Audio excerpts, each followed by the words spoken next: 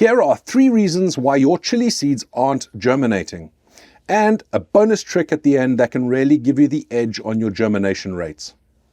Hello and welcome. My name is Sean, also known as ChilliChump. If you love chilies as much as I do, then you know just how rewarding growing your own can be. However, it can be seriously frustrating when your chili seeds don't germinate. Reason number 1. The seeds are too old. Chili seeds lose viability over time, especially if they're not stored properly. To compound this problem, the shell of the seed gets harder over time too, making it more difficult to open up to let the seedling through.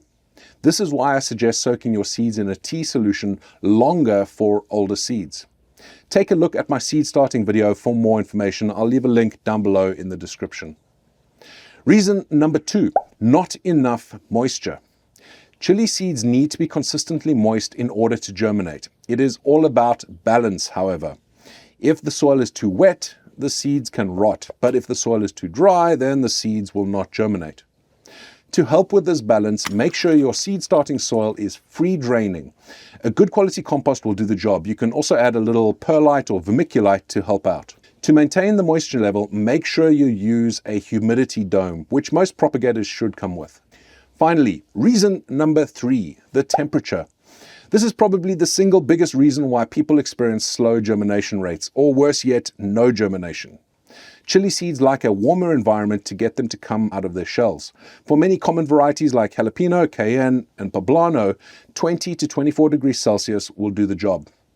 For spicier chinense type chilies like habanero, butjaloke or ghost pepper, and the Carolina Reaper, you need warmer temperatures of around 26 to 30 degrees Celsius.